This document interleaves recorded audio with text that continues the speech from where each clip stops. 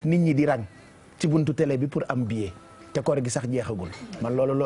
bu jënd bëggee Dakar ku yegg daanu. ndeysaan te man Alfie laa doon waxal de. Pape teel a fagaru rek Youssou Ndour saafara mbooloo la ñëpp ci am wàll. mais man loolu daf ma jaaxal. teel a fagaru rek saafara mbooloo la ñëpp ci am wàll. daf ma jaaxal on annonce une soirée pour le 9 juillet. dañu ko nam koor gi jeexagul des na mais gars yi ñu ngi rang di jënd ay billets. c'est que bañ joxee numéro yi nag lañu rey nit ñi. c'est grave xam nga liñ daloon ca début d'année ba. dañuy bañ mu dal Pape bi yëpp jeex. waaye nag Pape Cheikh bii moom nañu dimbali rek te buñ ñu woo ñun ñaan ñu. voilà Youssou saa yu xewlee ñun dañuy bëgg a dee. nit ñi dañuy woo foog na ñooy jaay bii wala ñoo ko moom. voilà donc ne nit ñi teel a réservé. incha allah waaye nag Pape Cheikh wala ngeen jox ñu seen xaalis sax ñu jëndal leen. incha allah ndeysaan Pape Cheikh da ngaa tudd koo xamante ne ci digg-digg ku jaar tudd la. Youssou ci digg-digg Mansour Mbaye def ne daa bokk ci askan wu rëy wu ñuy wax askanu Ngawlo. ndeysaan le Sénégal le plus populaire, l'Africain le plus populaire, le Minsan le plus populaire. sama soppe sama xarit mu ne ndeysaan jarbaatam la kooku di kaan Youssou Ndour ci digg-digg mara seenay maamam. ndeysaan moo daa wéy kan ma sama sall chef de quartier Ndiassane ak Demba Waar kon ndeysaan kooku bu xewle gars yi foog ñu teel a rek Pape Cheikh mënut a ñàkk. mënut a ñàkk mos donc mu ngoog le 9 juillet bu soobee yàlla fii la. waaye le 9 juillet ci même bis bi Pape Diouf mu ngi New York ak Génération Consciente déjà Pape Diouf mooy nekk invité quartier général incha allah samedi ci guddi moom ak El Hadj Malick Gakou dinañu jàkkaarloo xam nga ay doomi banlieue la ñu ñoom ñaar ñëpp. doo ma yónni New York mais New York bi. doo ma yónni New York ma demal la New York ca Pape Diouf.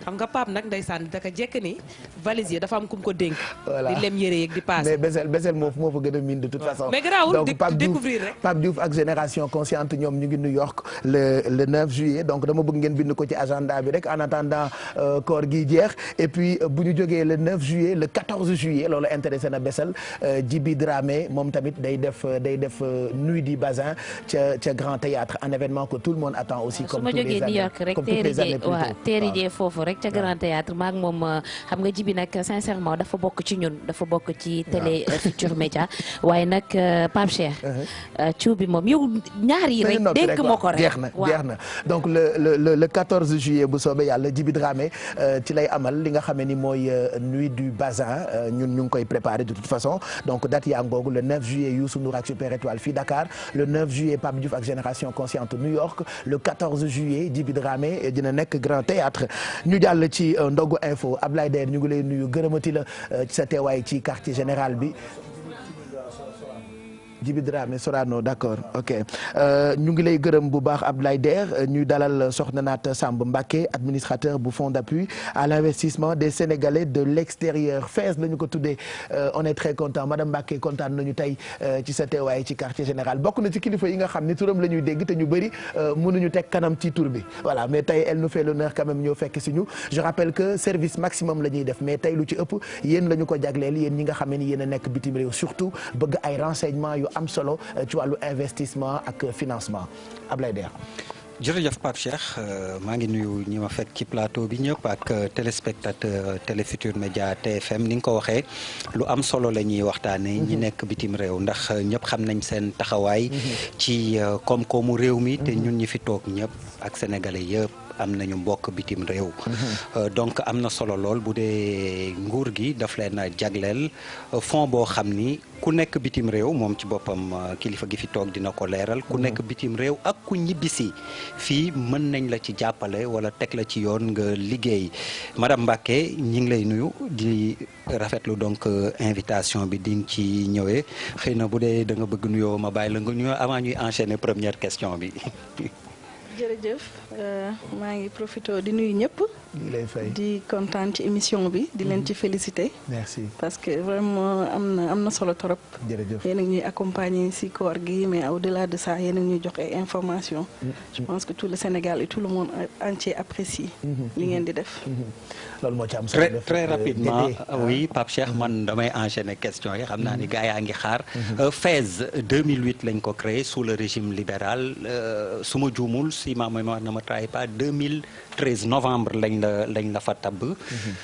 Lan mooy déjà solo FAISE très rapidement avant ñuy dugg ci détail yu ñaata la fond bi kan moo éligible ak naka la ñuy def pour jot ci. waaw FAISE fonds d'appui à l'investissement des Sénégalais de l'extérieur dafa nekk fonds boo xam ne dañ ko ubbi depuis ñu ngi ko def ci décret 2008.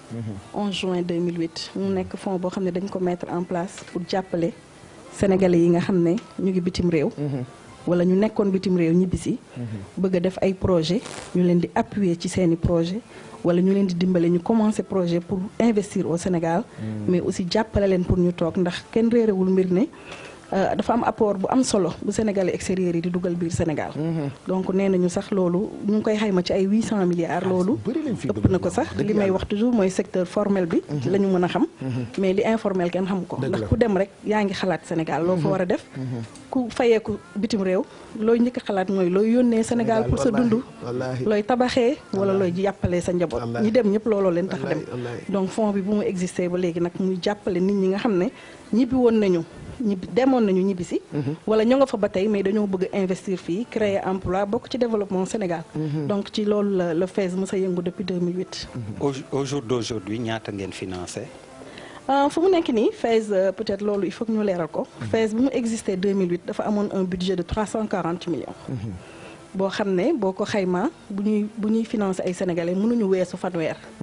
loolu 2008 la ba 2012. son excellence le président de la république Macky Sall bu mu ñëwee.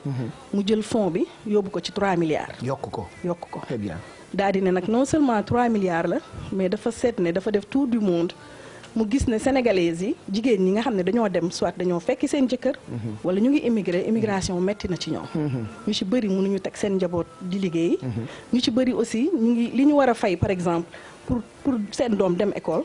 loolu la ñuy fayeeku bu ñu liggéeyee donc il préfère rester chez elle def ay daycare li ñuy wax daycare. donc ñu bëri aussi ñu ngi ci salon yi di liggéey. mu ne day yëkkati 1,5 milliard. jagleel ko jigéen yooyu. moom fonds boobu mooy li bees ci FAISE. li tax FAISE budget bi yegg foofu. ñuy fekk jigéen ñi nag ci pays d'accueil yi fi ñu nekk di leen jàppale ci ay projets yoo xam ne day tax ñu mën a xalaat aussi Sénégal parce que ñoom ñëpp fi la ñuy investir. mais aussi ñu mën a jàppale soit seen ay salon soit seen ay daycare lépp lu ñu bëgg a def. donc fonds bi nag nekk léegi ñaari fonds peut-être loolu moo gën a tax mu am impact bi mu am léegi ndax ñëpp ci la ñuy soog a xam FAISE. mais yàgg na fi mais impact bi mu amoon moo bëriwul. parce que boo xoolee 340 millions doon 30 projets lañ doon def mais ne serait-ce que daaw rek financé nañu 800 millions au Sénégal 1,4 milliard dans les pays d'accueil. ci dëkk yu mel ne France dëkk yu bëri dinañ ci ñëwaat ci kanam. donc ñu ngi nekk fu mu toll nii ci plus de 1200 projets de femmes à l'extérieur du Sénégal.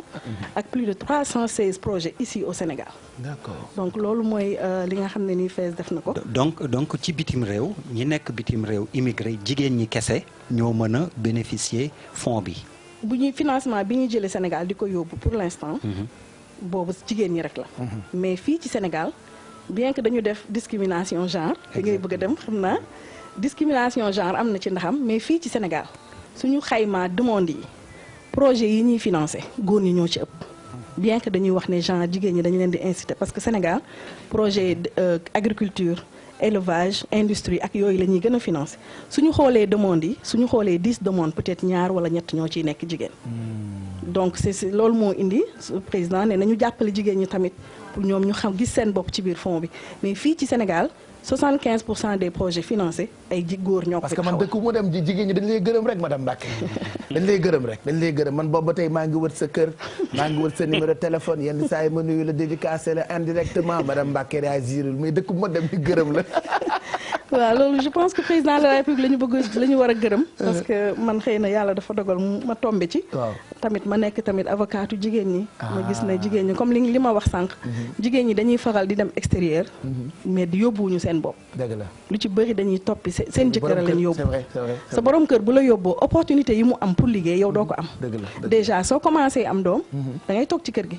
alors que moom mu ngi liggéey soo toogee ci kër gi ba dem ba am ñaar wala ñetti doom li ngay fay pour ñu téyal la sa doom mënoo koo liggéey. donc mieux vaut nga toog sa kër. looy war a def létt. soo amul opportunité jàng nekk ci bureau wala dara. donc immigration jigéen lu ci ëpp noonu la demee. dañoo dem ànd ak seen i jëkkër di jàppale seen jëkkër mu am dara pour suñu ñibbisee. D'accord. ce qui fait que discrimination genre boobu dafa am sens. avant ñuy ñëwaat ci éligibilité wala justement sax à propos d'éligibilité souvent problème mu fonds yi dañ naan ñi farul ci yéen duñ ci mën a jot. boo marronwul sa coloration yaa ngi jéem a dóor xëy na yow comme yaa ngi dóor dinañ la jox mais est-ce que. non xamal li nga koy laaj ah Ablaye xamal li nga koy laaj. kii sama xarit la est-ce que du justement problème boobu réellement amul ñi ngeen di jàppale dans les dossiers amul discrimination politique aussi. kumba am ndey kumba amul ndey. waaw il faut que ma leeral loolu peut-être que chaque fois su état di joxe. wala gouvernement wala président dañ ciy indi loolu. je pense que Sénégal lépp dañ koy tourner autour de la politique. mais man li ma gis mooy loo xam ne commencé nañ ko ci benn gouvernement indiwaat ko ba léegi président ba di ko yokk. ça veut dire que daf fi fekk loolu. benn c'est un.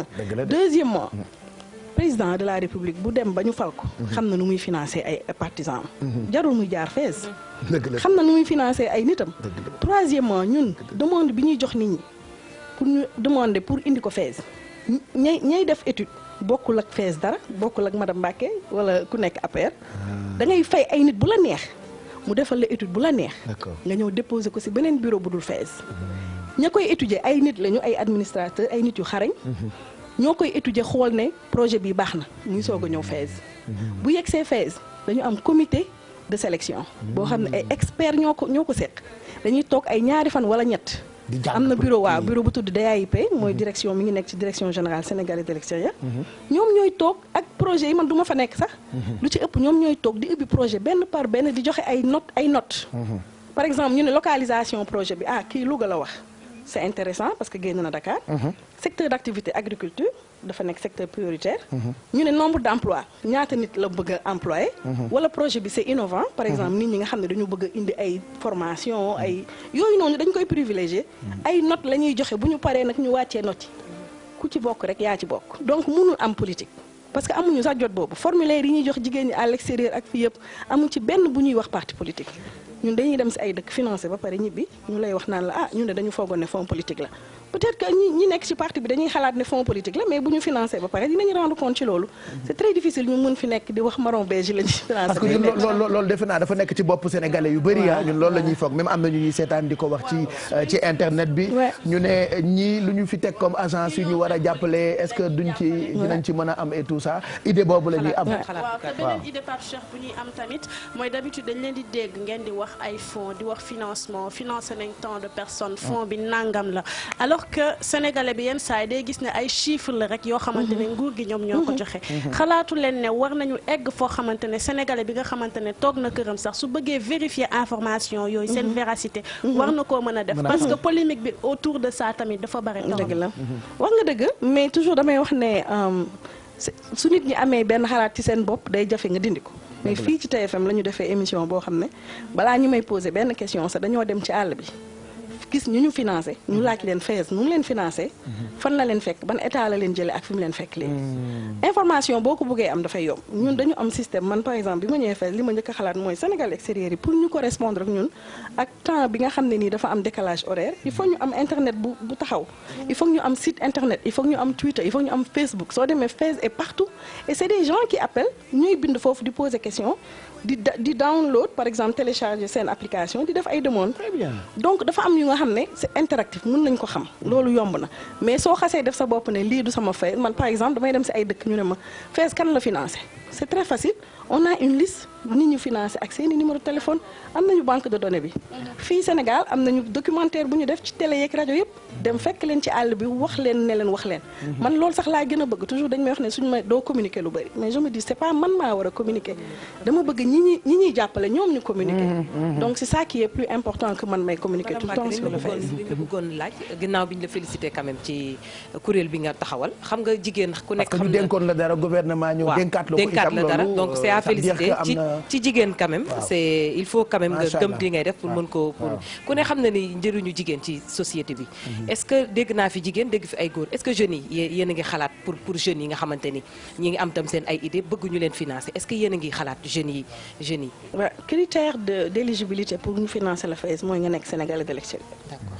Amul distinction jeunesse wala étudiant wala dara. Il y a un étudiant qui m'a posé la question à Lyon mu ne ma yéen lu tax doo leen financer étudiants yi ma ne ko parce que étudiant du Sénégalais de l'extérieur xaw ma ne étudiant dafa nekk benn état bu nit di nekk rek étudiant da nga fay jaar rek après nga continuer nekk leneen donc du état boo xam ne da nga koy nekk un jeune aussi même chose on a financé par exemple des jeunes yu nekk France jàng ñibbisi ñu ngi dem seen société consulting dañu ñëw toog ak man ne ma ñun dañoo ñibbisi xamuñu lan la ñuy def lan ngeen bëgg lan la ñu mën a def ma ne leen mais yéen ay jeunes ngeen Sénégalais extérieur yi jàngul dañoo bari est-ce que yéen mënu leen def société de consultance ngeen di bindal ñooñu projet jéem leen a defal suivi évaluation pour ñoom ñu mën a réussir mais est-ce que étudiants yi am nañ ay privilèges maanaam li leen tax ñuy gën a xëcc pour ñuy def ay projets comme loolu comme li nga wax léegi. Nous finançons tous les Sénégalais de l'extérieur parce que mënuñu départager par exemple ne demande bi Sénégalais de l'extérieur bi étudiant la wala demande bi Sénégalais bi nekk Espagne la c'est un lot c'est un tas dañuy jël les ñëpp ñu demander parce que déjà boo demandé wul mënuloo bokk ci ñi ñuy jël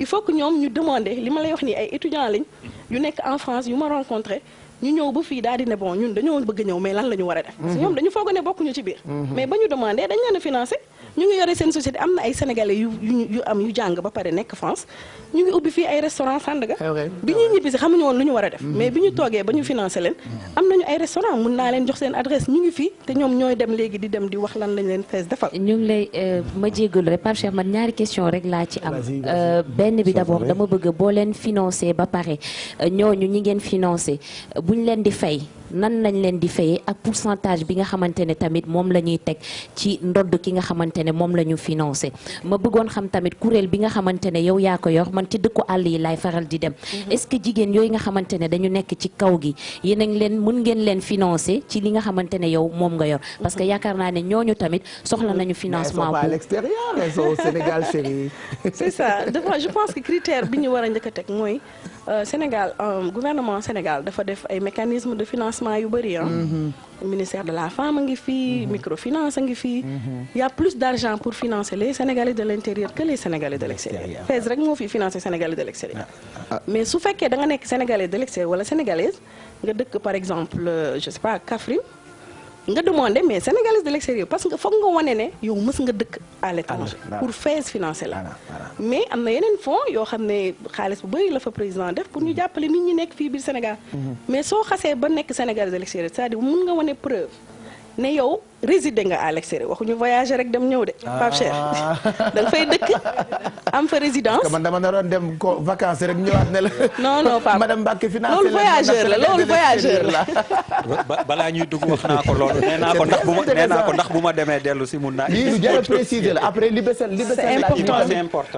laaj ñi tamit c'est bien de man damay recevoir ay nit tout le temps ñu ñëw naan ma madame Mbacke man damaa demoon Maroc ñibbisi dégg naa da ngay financer loolu dafa yomb da nga demoon Maroc ñu gis rek ñu war la financer déedéet da nga war a nekk pour résider Maroc am carte consulaire boo xam ne da nga inscrire ca ambassade ya wala consulat yi dëkk boo mënti nekk wala nga am preuve par exemple nga am green card wala nga am nationalité wala yaa xam loo am carte de séjour buy wane ne waaw séjour ne nga fa dëkkoon nga fa très bien fond bi ñooñu la donc ñun déjà am na ñuy demandé ñu bëri dañ naan FAISE du ma financer fekk seen demande sànni nañ ko yàgg na parce que yow nekkoo Sénégalais de l'extérieur bokkuloo yónnee nañ la lettre ne la yow bokkuloo éligible ça c'est un deuxièmement ñun dañuy privilégier diversifier projet yi en termes d'activité par exemple lan ngay def innovation et autres mais aussi ñu dugg ñu nekk biir fin fond Sénégal au début ñu bëri dañ leen doon financer parce que ku ñëw rek ne damaa bëgg a def poulailler Cap-Vert Dakar mais dañoo changer critères yi ne léegi plus nit ki di génn Dakar plus muy am chance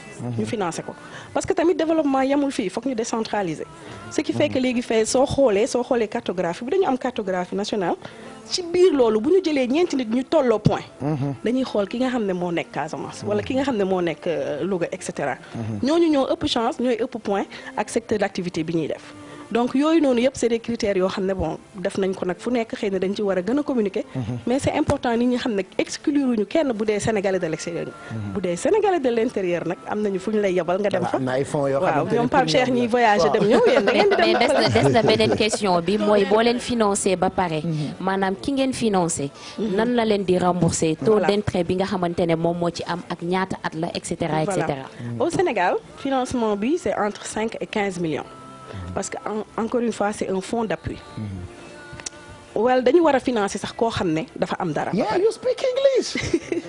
yeah wel boobu saf na de wel bi daal saf na de. you say well of course. yeah wel bi dama you nga New was York. in Minnesota University. yes I was. yeah Pape Cheikh baal ma de.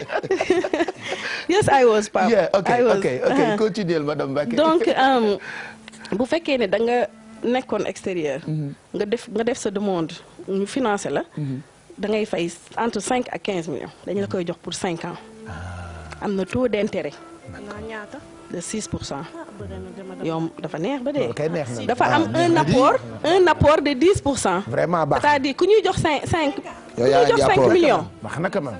loolu bëriwu fi de. ci sénégalais de l'extérieur. ça fait bëriwul. waaw léegi dañ ko bàyyi rek mu développé ñu xool. 5 à 6%. après ñu ñëwaat parce que lii dafa ma intéressé trop. bëriwul yow immigré nga xam naa am nga carte consulaire. donc sénégalais bu ñu leen mayee 5 ans li ñu la lebal dañ lay may déjà 6 mois de différé. 6 mois yoo xam ne dañuy xool sa projet ci lan ngay yëngu ci lan ngay def. ba pare nga commencé di fay li ñu la lebal nga diviser ko par 6 ak taux d'intérêt bi. donc c'est important ñu xam loolu parce que soo gisee tamit ñu limité ko 5 à 15 millions c'est-à-dire normalement ku am existant. même léegi bu ñuy sélectionné dañuy xool koo xam ne am na dara. ñooñu ñoo ëpp chance ñu financer leen parce que déjà l'expérience des Sénégalais de l'extérieur est important. dañu bëgg nit ñi dem àll bitim réew jàng fa dara wala xam dara. ñu ñëw indi ko Sénégal c'est de l'expertise dont le Sénégal a besoin. en plus de cela dañu bëgg Sénégalais yi créer emploi parce que imaginez nga nekk bitim réew nga nekk États-Unis di yónnee par exemple 50 millions benn année ñu tabaxal la kër. mais investiroo lu bari sa kër nga tabax dëkk fak sa njaboot. pourtant 50 millions yooyu mënoon nga créer benn entreprise jël 15 Sénégalais ñuy liggéey. jàppale nguur gi ci création d'emploi et cetera et cetera.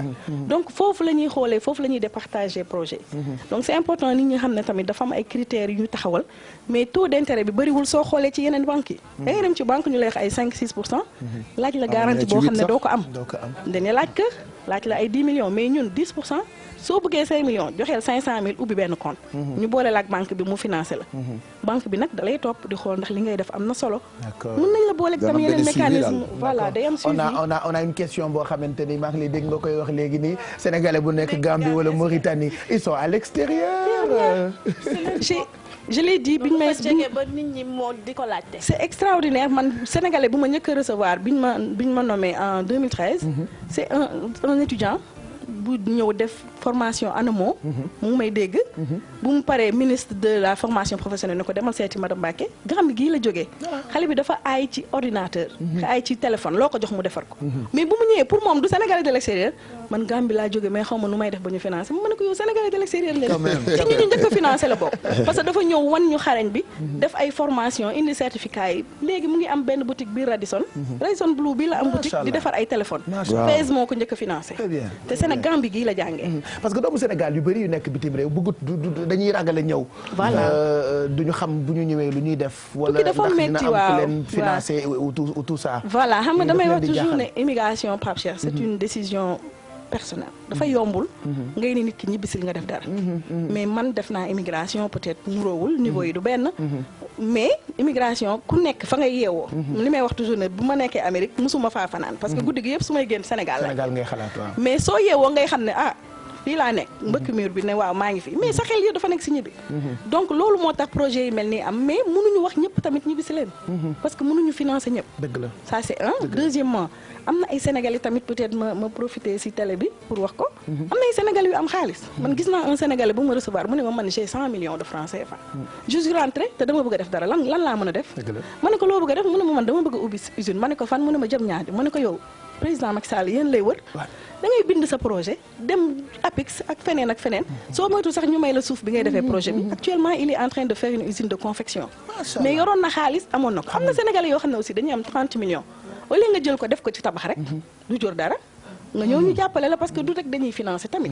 waaw parce que Sénégalais yi duñ faral di jël ay risques. voilà waaw te kenn risque ne rien n'a rien. te defe naa ne tamit Sénégalais bi nga xamante ne tamit dafa tukki dem dëkkoon fa dellu si. ñu bëri nag bu ñëwee ba toog Sénégal def fi 10 ans. est-ce que bokk nañ ci est-ce que mën nañu ñëw maanaam ñu financer leen. Sénégalais bu mës a dem bitim réew. am preuve ne nekkoon nga bitim réew. éligible quelle que soit la durée ah. quelle que soit la durée. damay wax toujours ne durée bi c'est important. parce que am na Sénégalais yu ñibbisi bu yàgg. waaw moom laa bëgg a wax. l'essentiel nañu am preuve séjour nag. ah donc c'est bon. xam nga boo ñëwee tamit ne man nekkoon naa extérieur ça fait 10 ans. aw ma carte consulaire aw ma benn kayit bi wane ne maa ngi extérieur. kooku tamit mënuñu ko jël rek jox ko parce que wóorul. mais su fekkee mën na wane preuve ne moom am na carte am na éligible na benn dañ koy financer deuxièmement loo fi yàgg terewul yow sa problème bi nga am ak dëkk immigration bi bokkul ak sa problème ak Sénégal. Sénégal moom xaalis bi gouvernement Sénégal moo lay jàppale suñu yoon nekkul ci sa problème yi nga am ak sa immigration ak dëkk bi nga jóge l'essentiel fii yow na nga wane kayit yi moo tax ñuy lancer aussi un appel aux Sénégalais.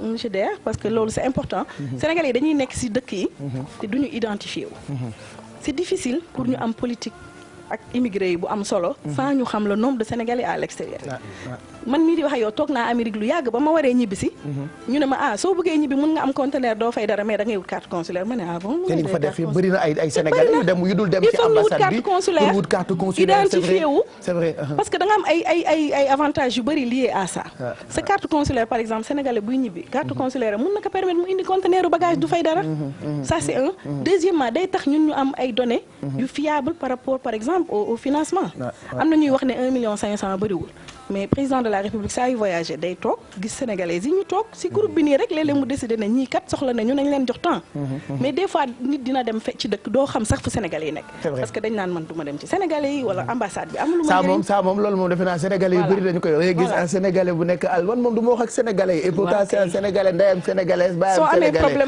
waaye balaa nga xam ni sénégalais dëgg nga di docteur Massamba Gueye di wax nga romb ci restaurant ba tubaab ne la salle nègre ci ngay doog a xam ni yow sénégalais nga mais fekk yaa ngi naan meew mu sedd ak croissant bu tàng ak yàpp bu xaw a saignant boobu ñuy pombiteer ak yooyu da ngay foog ni yow da ngay doo like Sénégal ak Pape Cheikh nga am problème feebar doo like Sénégal sénégalais rek ñoo fi nekk di dajale ci daayira yi di yóbbu nit ku feebar maara day taali ku faatu sénégalais yi rek a koy def soo demul ci sénégalais yi di nga leen mës a soxla c'est important ñu identifier wu bu kenn fàtte ni ay doomi Sénégal fii la ñu juddoo xëy na bi nga demee ba xaw a dëgër tuuti dañ laa jëndal visa àll ba nga nekkoon musul ñëw Dakar keroog bi ngay jóge fii pour dem Amérique ci ngay doo ko gis Dakar donc boo demee ba gis fa lu baax bul xeeb Sénégal moo tax ñu wóolu la tey pour nga ñëw ci plateau bi pour ñu xamal sénégalais yi nekk àll ni ñun tamit am nañu yu baax yoo xamante ni bëgg nañu ko partager ak ñoom parallèlement y a beaucoup de sénégalais yoo xamante ni fu ñu dem dañuy wane seen appartenance ci dëkk bi li tax ma ni la sànq jigéenu Sénégal yu bëri su may tase ak ñoom dañuy kontaan ci yow par exemple jigéen yi nekk Jidda dama jot seen yóbbante ajot Ndey Mbay mu ngi foofu moom suñu yaay la jigéen ju baax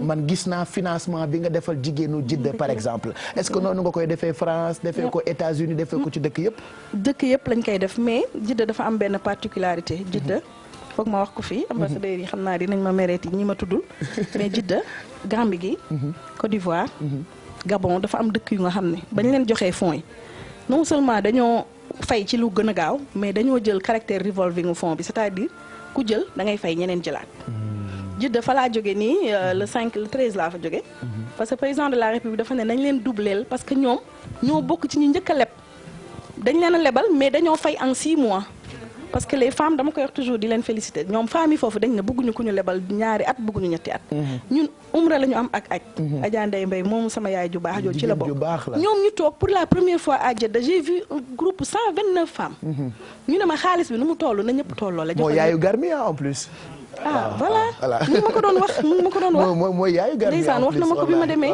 nañu tolloole parce que ñun gouvernement mosuñoo jox xaalis benn deuxièmement ñun dañuy bëgg a fay en 6 mois ñun aj la ñu am ak umra bu ñu paree dañuy fay ñeneen jëlaat ñu commencé ci 3000 rials léegi ñu ngi ci 5000 ba bi ma fa jógee barki démb dañoo organiser wu en 4 groupes ku nekk am 10 millions c'est important donc loolu dañ ci war a communiquer tamit xam ne mu ngi dox te loolu moo tax fond bi jóg parce que bu ñu demee ba mu yàgg mën nañu am fond bu des ci dëkk ba pour kenn ku fa ñëw parce que tamit immigration dafa metti xëy na am na ñu fa dem réussir mais am na ñu fa dem soxla ndimbal donc c'est important donc Jidda moom dama leen di Gambie gi barki Dembo Ndiaye am nañ 98% de recouvrement donc ñoom il faut ñu féliciter c'est des femmes yoo xam ne ay 500 000 la ñuy am ay 1 million am na Mali gi jigéen ñi dañoo jël regroupé wu en 6 communautés par exemple naan communauté des transformatrices des teinturières des restauratrices ñu def seen ay communauté jigéen ñi sénégalaises yi ñii dañuy teindre day def teinture ñii dañuy def restauration donc ñooñu ñu jox leen ay xaalis ñu groupé ko seen biir remboursement fees bi dañ ko def natt donc dañuy natt chaque mois di teggil kenn. muy rembourser pour ñu jox ñeneen. macha allah donc vraiment voilà sànq yaa ngi la wax côté information bi dafa am solo boo leen amee site internet nan la ñuy Sénégalais de l'extérieur def ba jot leen. boo leen amee site internet wala numéro téléphone wala loo xamante ni ci réseaux sociaux yi. ñu jot leen plus rapidement pour mën a fixer rendez-vous wala mën nañu am ci financement yi. man mi di wax ak yow même sama téléphone fu ma toll maa ngi répondre ay message Facebook. am nañu Facebook am nañu ay messages on a pris des stagiaires ay étudiants sénégalais de l'extérieur ak ñu fi nekk. ñoo xam ne dañu toog pour di tontu ay messages rek. soo demee léegi Facebook yónnee benn message soo moytul dans une heure dinañ la tontu. ça c'est un Facebook bi ça marche Fez ak sama bos yëpp. mais aussi am nañu site internet mais on a un numéro dama koy wax toujours 33 864 60 44 numéro boobu ku ci woote kenn day jël. ligne yu bari la waxaatal numéro bi ñu bind ko 33 864 60 44 ñu ngi cité Kër Góor gi. bon li may wax nag toujours mooy y a un décalage horaire bu sénégalais de l'extérieur yi war a xam. instant bi takkusaan a jot Amérique. takkusaan a jot Amérique. alors ñun léegi ñu dem tëddi. 23h52 3h du matin ñu woo la yónnee la message yeewu ne madame Mbacke jëlul téléphone. fekk na nag madame Mbacke foog mu nelaw. waa Fès foog ñu nelaw. il faut ñu tenir compte ci décalage yi. bu dee gàmm parfois tamit dañuy jouer ak moyen ah boo leen mënee am benn stagiaire boo xam ne dafa mën a nekk guddi gi tamit di mën a répondre yooyu tamit dafa am solo parce que sénégalais de l'extérieur fexeel ba ñoom seen heure tëdd tombeek suñu bëccëg fii ñoom ñu yeewu ko pour wax ak ñun. ah mais ñun ñooy liggéey pour ñoom. non c'est important bu yàggee kañ mu ne leen recruter leen moom a defal. bu dee sénégalais de l'extérieur la rek mu def demande. voilà donc je pense que c'est très clair oui internet bi lu mu wax nga ni. Omar Ndaw la dafa tweeter pour laaj durée minimum de séjour à l'étranger pour que nga mën a éligible. It doesn't matter. Yeah. Thank you so much. It doesn't matter. na am 3 mois wala 1 an it doesn't matter li ma xalaat mooy na identifié wu parce que pour mu am carte consulaire ci ambassade ba wala consulat ba foog nga séjourner ca dëkk ba plus de 3 mois. ok parce que sinon kon ku voyager rek am carte consulaire. boo demee di wut carte consulaire dañ lay laaj preuve d'adresse fi nga dëkk. ban adresse nga nekk. wala am nga kayitu ndox wala kayitu courant tamit. xam nga duñ ko yombalee noonu ku ñëw rek tukki si. ñu jox la carte consulaire. donc ambassade yi tamit dañoo am seen système bu ñuy filtrer. donc moo tax ma ne ça dépend ci nit ki ñaata temps la fa def.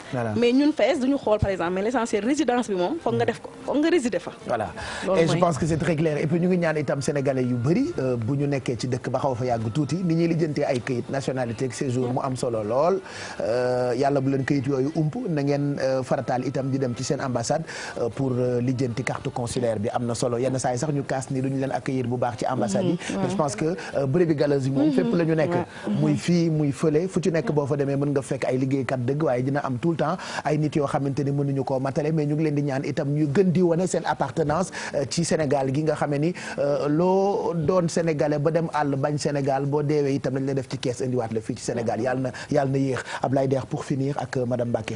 yéen kañ pour finir damay wax bu dee léegi affaire financement moom xanaa bu invité bi ñëwee ma centré leen rek ndax yéen ma ëppi laaj ëpp ma soxla surtout njaay mi moom xam naa bu yàggee mu ne financement non sinon pour terminer madame Mbacké laaj ko comme affaire bi dox na te dégg nañ ne am na ay taux de remboursement yu baax ndax fonds bi actuellement mi ngi ci 3 milliards xalaatu leen très rapidement yokk ko yóbbu ko 6 par exemple pourquoi pas comme affaire bi mi ngi dox ni nga wax te jigéen ñi am nañ jom ñi ngi remboursé bu baax ngeen yokk seen loxo. waaw xam naa damay joindre rek sénégalais l'extérieur yi rek ànd ak yéen. ñu laaj président mu yokk ko. waaw parce que tamit moom moo ko indi fii mu yegg si tey surtout que président mu ngi seetaan ak première dame ni actuellement il est en train de regarder. demande Fès yi bëri na def nga ci liggéey bu am solo. ñu ngi lay ñaan nga yokk ko parce que demande Fès yi nag pour ñu financer ñu demande ñëpp. il faut ñu am au moins ay 24 milliards. pour demande yëpp. ñi éligible fu mu ne nii toll na si ay 9 milliards.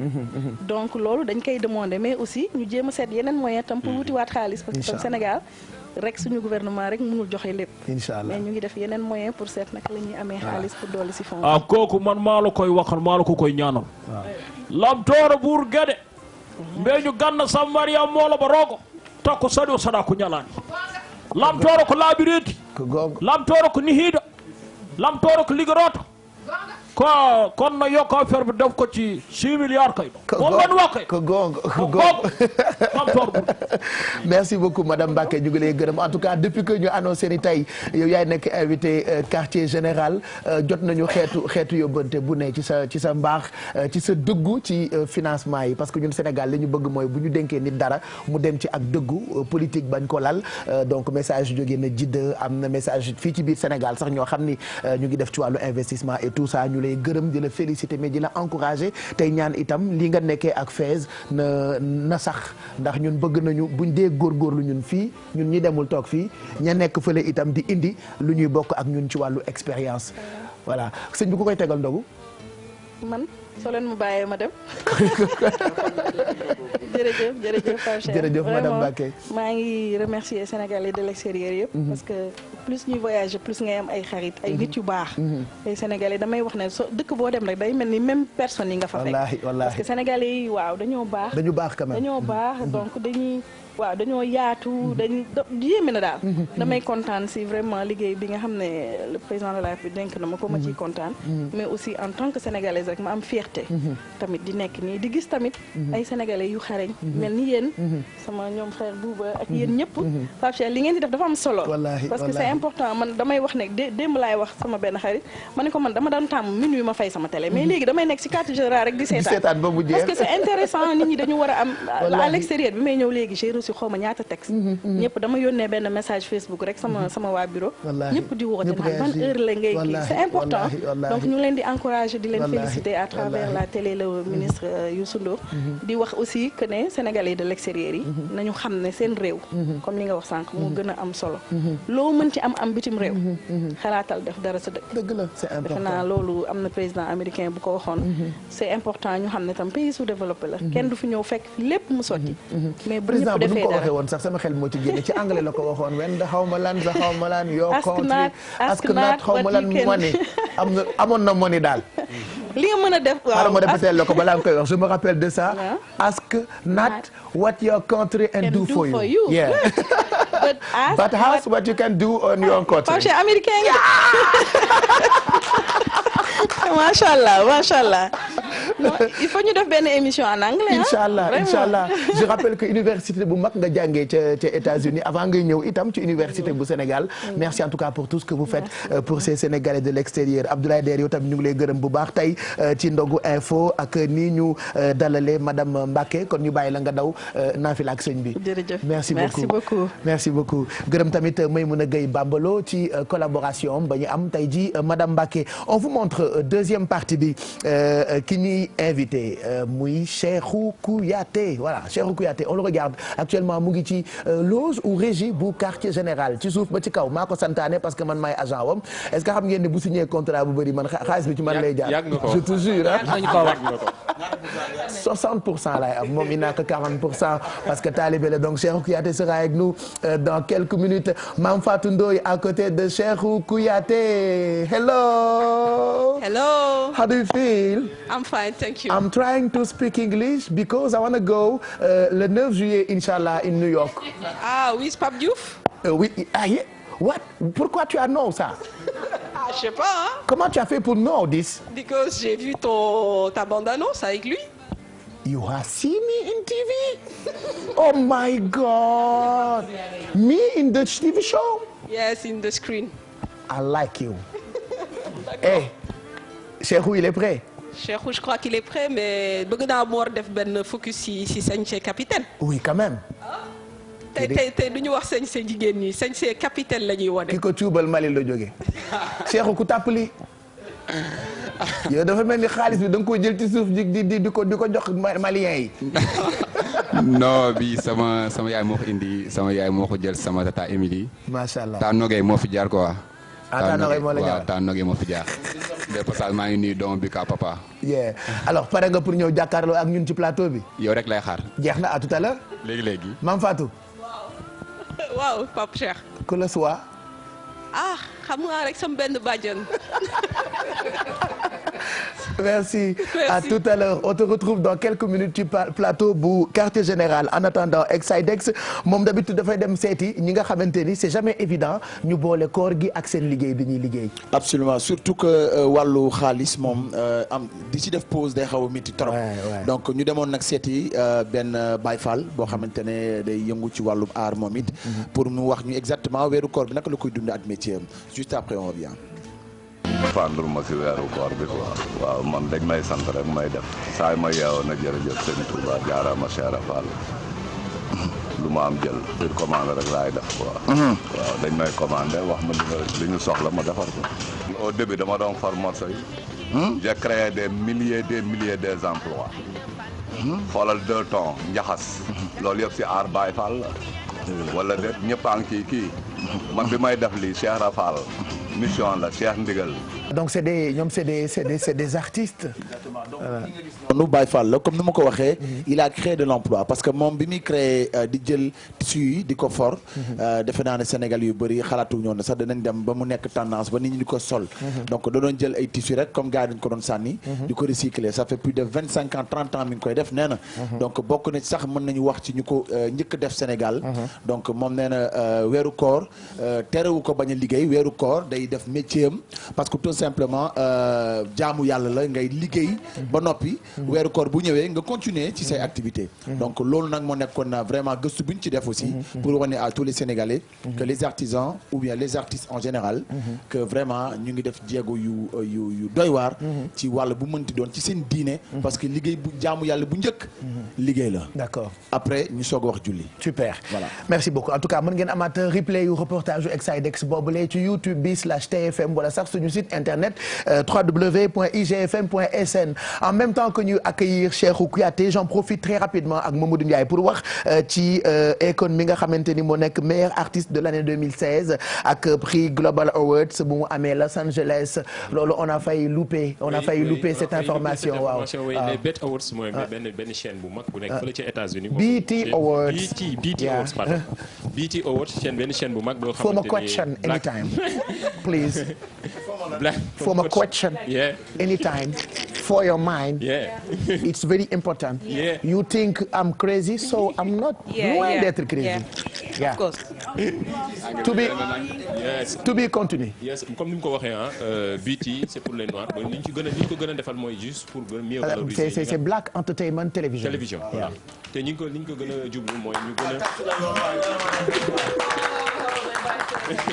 merci c'est gentil c'est pour récompenser les Afro-Américains ñi nga xamante dañuy yëngu surtout ci wàllu humanitaire ay kon nag am na ci référence xam nga fii Sénégal investir na lu ci at yi ñu génn nii rek lu toll ci 600 millions ci projet boobu Lighting Africa boo xamante il avait démarré au Mali c'est ça voilà au Mali gis nga ko def na ko ay Niger dëkk yi nga xam ñoo ñu wër ñun ñëpp ba ci Sénégal gi mu dépense lu toll ci 600 millions loolu tamit ak fondation bi nga tudd Confidence boo xamante ni juste dafay yëngatu ci wàllu santé ak ñi nga xam ne éducation ci jeunes sénégalais yi ay kon ñu koy féliciter ci couronne boobu mu am trophée boobu mu am nekk lu am solo tamit nekk référence tamit koo xamante ni dootuñu ko présenté muy représenté bu baax Sénégal ak Afrique voilà so man damay watching BET sometimes de temps en temps su ma amee jot mais juste dire que ñu ngi koy féliciter nous en tout cas on est très ravis de distinction bi nga xamee ne am na ko ak prix boobu noonu awards la woon ca Los Angeles mais Akon aussi ñu ngi koy xaar très bientôt parce que est-ce que xam nga ni waaw effectivement dañu war a def clip man ak moom gis naa loolu est-ce que xam dañu war a def clip gis naa loolu xam nga ban woy la ñu war a clip non xamuloo ko yow xam nga ban woy la ñu war a clip xamuloo ko woy bii la écoute un peu pour voir c'est la chanson là man ak moom ñoo war a def clip bi on écoute un peu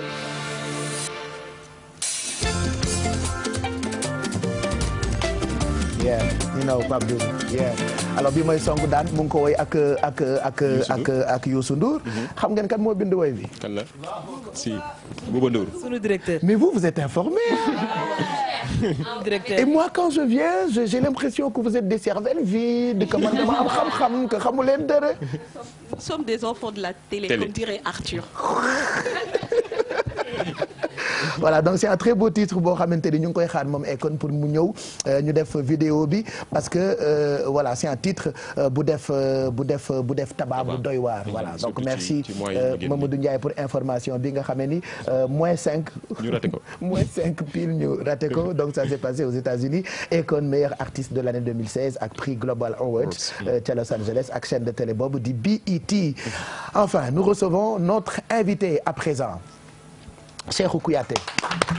Même derrière on applaudit. Pourquoi on applaudit? Aujourd'hui, je reste convaincu que même biir West Ham ak ay supporters am ñoom ils sont très contents de savoir que moom moo nekk invité quartier général mais ñun fii Sénégal ñun ñoo gën a kontaan. C'est l'un des rares sportifs yu club club bi seen dëkk bi mu nekk club am di xëccoo ak dëkkam par exemple Sénégal donc ñun dañ koy xëccoo ak waa West Ham et moom moo ko liggéey quoi Mame Fatou. waaw tey moom vraiment am nañu mbégte bu mag yàgg nañu am mbégte di recevoir internationaux mais yaakaar naa ni ku recevoir sa capitaine équipe nationale war nga gën a kontaan donc Cheikhou je pense que kenn dootu ko présenté ci dëkk bi ci wàllu li muy liggéey mais yaakaar naa ni tamit nit ñi gën nañ ko naw ndax aussi ci wàllu caractère am ak ni mu yaroo ak ni mu baaxee parce que mun naa ko wax man mii nga xam ne peut-être xam naa leen miin naa leen ni mu baaxee ak surtout li nit ñi di wax ci Cheikhou mooy boo ko gisee saa yoo ko gisee réewam ngay njëkk a gis du ma sa changer te journaliste yi ku ñu ñeme xamal ni yow ku mën a muñ nga parce que vraiment koo xam ne la ubbeeku na ak journaliste yi tout le temps nit ñi dañ koy solliciter médias yi ñëpp lay defal interview amul voilà sens interdit donc vraiment tey kontaan nañu lool recevoir Cheikhou ñu ngi lay nuyu di la remercier si sa présence fii ci quartier général. merci maam maa la ñuy fay di ñoo fekk yëpp di nuyu waa Sénégal bi yëpp di baal ñëpp ak si weeru koor bi di wax gars yi bon fin de Ramadan parce que yaakaar ni jeex na ba pare. di nuyu tamit sama manager boo xamee kenn xamu ko mu ngi nii toog. montrez-moi voilà c'est moi son manager mais j'ai jamais vu l'argent. mais Pape kañ nga décrété ni manager u Cheikhou nga. kii l'habitu. ak kay yàgg. boobu kay yàgg na. elle est étrangère. elle est Traoré, elle est du Mali. Je comprends maintenant. Ça même les oiseaux qui volent là dans ce pays là ils savent que moi je suis. dégg naa ci début QG mais xaw ma woon ni que yàgg loolu. avant même que QG soit conceptualisé comme ça que même ça existait franchement j'allais dire autre chose.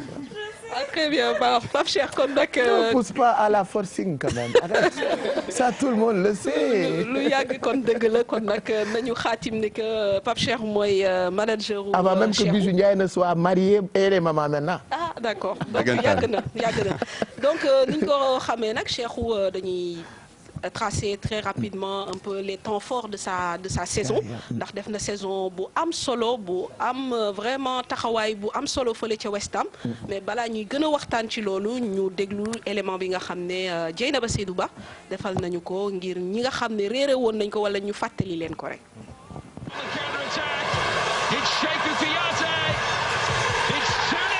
li gën a métti ci football au niveau mooy di gagner di enchaîner ay performances yu am solo match au match saison au saison loolee nag Cheikhou Kouyaté mi ngi koy def ci ñaari at ya mu nekk ca West Ham nekk na ku am solo foofee ci club boobu nekk ca Londres ci mu daal di nag def rôle am na mu waree nekk récupérateur bu am solo la gën a doy waar nag ci Cheikhou Kouyaté mooy la muy liggéey ci milieu terrain bi kenn du ko naatable buteur la. passeur la récupérateur la bu dul sonn lu jëm sax ci statistique am yi jàpp leen ne lu toll ci ñeent fukki match la daal di jongante ci saison bi juróomi but la daal di dugal mu yokk benn but ci saison bi ñu jàll. club ga mu nekk xam la muy liggéey tax ñu daal di ko yokkal diir ba ñu ko fa nar a téye contrat ba ma amoon ak West Ham ci atum 2018 la war a jeex mais Cheikhou Kouyaté dañ ko yokkal léegi nag dana fa jongante ba atum 2021 ña jiite kon club googu bëgg ko def ndëgërlaay moom ak naataangoom bi di Dimitri Payet ndëgërlaay googu nag moom Cheikhou Kouyaté di ko dund itamit ci biir tanière bi nga xamante ni dugg na fa ca février 2012 gannaaw match xaritoo bi am ci diggante Sénégal ak Afrique Afrique du Sud mu daal di franchir étape yu am solo ak gaynde yi tax ñu daal di ko fay dénk kilifteef gi moom mooy capitaine bi ci weeru septembre bi ñu jàll ba léegi kóolute googu Cheikhou Kouyaté xam ko di ko dund tax mu dugal ñaari but ci éliminatoire CAN yi waaye match yépp itamit mu daal di koy jongante capitaine bi nag ku moyu lañu ko dénk dana ca réussir ndax parcours bu am solo gagné na nag match yi nga xamante ni Sénégal jongante na ko ci poulam Sénégal am fukki poñ ak juróom daal di yor tikéem ngir bokk ci CAN 2017 yeneen ni challenge ñu ngi xaar Yedel ak ñamu àndal bokk na ca jongante ci coupe du monde ci atum 2018 waaye tamit bokk bu mucc ayib ci CAN 2017. voilà moom Cheikhou Kouyaté alias Yedel def na 40 matchs 5 buts. Extraordinaire. Non, bravo Pape Cheikh. La position est toute trouvée. Non, tey moom dafa préparé. Je sens qu'il a... Ça se voit que c'est son agent. xam nga lu tax nous sommes en fin de saison de cette émission.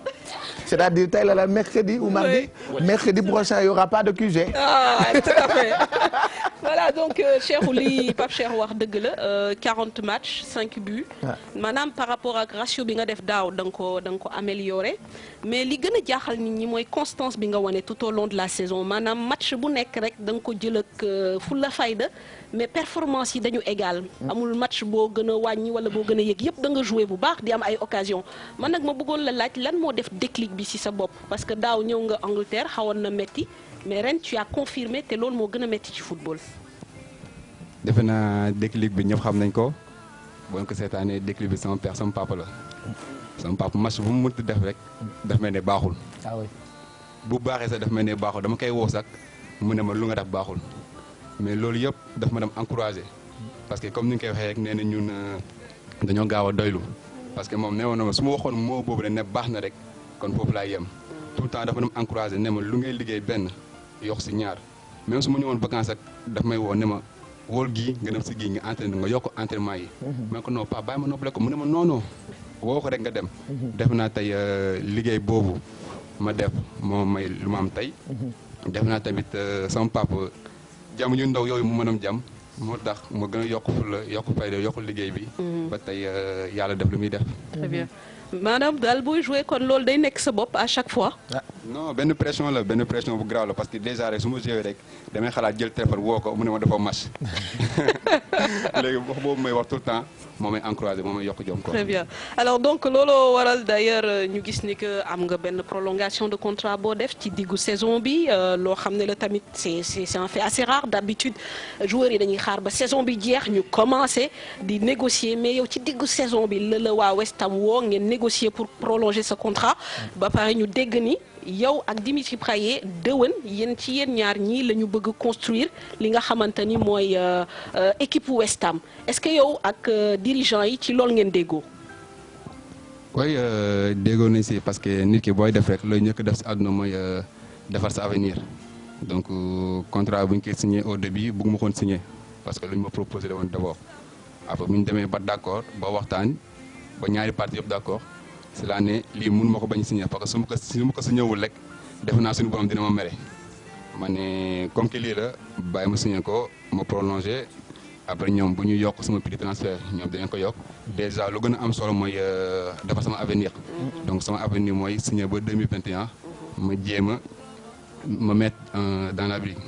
Donc loolu moo gën a am important moo tax ma signé contrat boobu. Très bien mais sur le plan du jeu parce que c'est vrai que loolu c'est les aspects contractuels financiers et tout ça xam naa ni kuy signé waat contrat forcément di nga am revalorisation de salaire.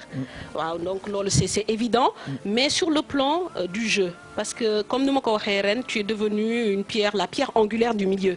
mais dama la bëggoon laaj est-ce que yow yaakaar nga ni tey yow ak ku mel ni Dimitri Payet ak coow yi am yëpp war ngeen mën a porter équipe bi ngeen quitter fi ngeen nekk par exemple 7e place yéeg ci Big Four bi.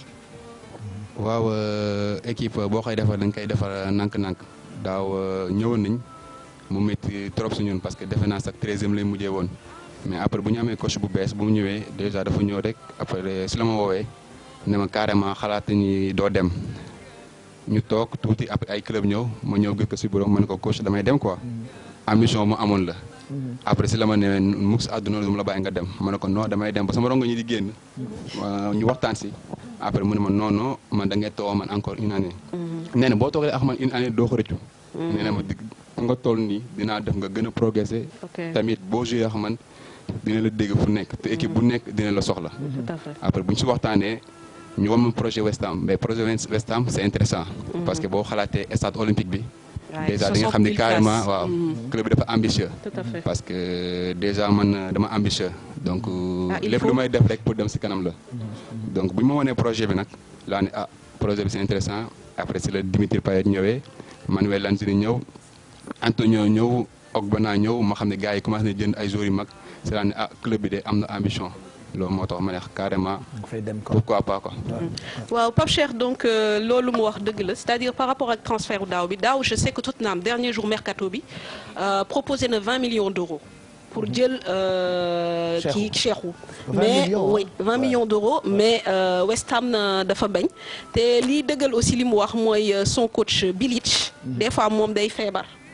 ñëw mise au vert ñu bëgg ko jouer loo par force médecin bi mooy mujj ne non Cheikhou mënul football pour ñu bàyyi ko mu ñibbi loolu dëgg la wala du dëgg Cheikhou.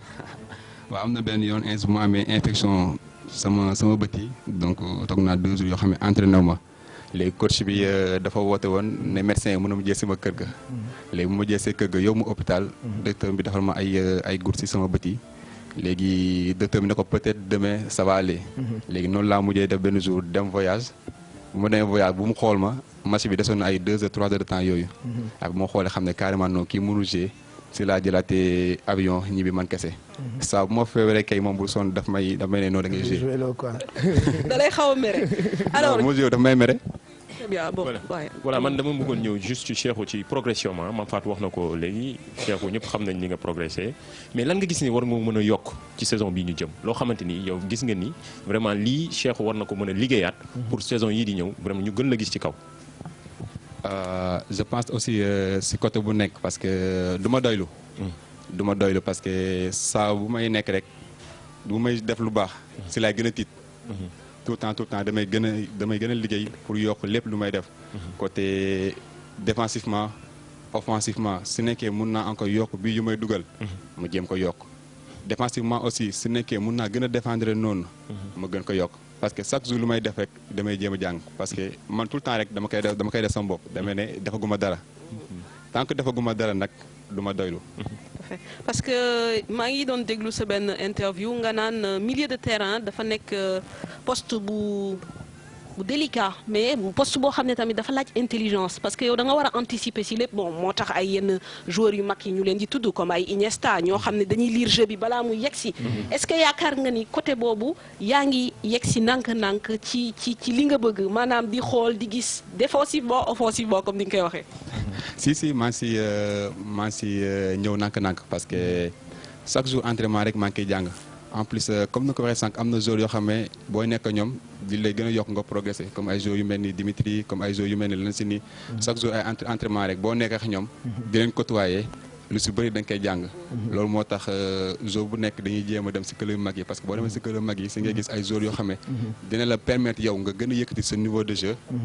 loolu nag moo lay permettre nga jéem a dem kanam quoi. mais man je vais aller plus loin parce que moi en tant que quand même. fan expert. en tant que fan en tant que manager aussi. je suis pire que son père je te dis parce que maag papaam toog nañu benn jour muy caayin moom mu lakk caaxi rek. ataay bi lakk papa ji Manchester te booy bi dafa graaw parce que man su ma koy xool sama xel day nekk ci c'est-à-dire je pense à Patrick Vieira comment il était à l'époque moom il est comme ça. même Pape Cheikh mën nañu wax Patrick Vieira c'est vrai que c'est une référence même ay ñoom Pape Bouba Diop Salif Diao c'est aussi ce profil là. oui mais quand je le vois man temps bi Patrick Vieira di toj milieu bi j'étais voilà quoi donc sama xel day nekk ci Patrick Vieira quand je le vois jouer. sur le terrain Patrick Vieira je crois que si ay référence am la bokk n'est-ce pas Cheikhou. si dëgg la maa ngi fàttali ko sax sama premier match bu ma joué Angleterre. professionnel.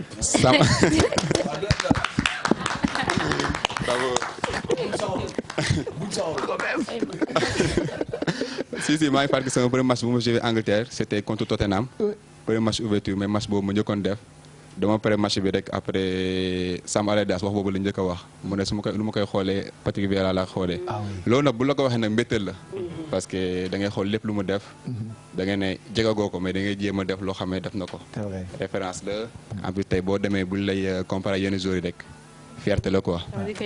maa Fatou baal ma de dama am question pour moom Pape Cheikh parce que sànq dégg nañu léegi. non mais elle peut poser la question parce que moom borom këram c'est international là en fait. voilà mais Pape Cheikh s'il te plaît bàyyi loolu. dafa léegi dama dégg ci biir waxam mu ne dafa am benn contrat boo xam ne signé nga ko ba pare est-ce que loolu du risque tey pour yow parce que des fois yéen joueurs yi boo leen di xool da ngeen di xool salaire bi nga xamante ne moom lañ leen di fay waaye tamit équipe bi nga xamante ne tamit dafa am puissance parce que yaakaar naa ne loolu dafa am solo tey bu fekkee équipe bi ngay jouer ak beneen équipe bu gën a puissance boobu bu la soxla woon est-ce que loolu doo ci am jafe-jafe.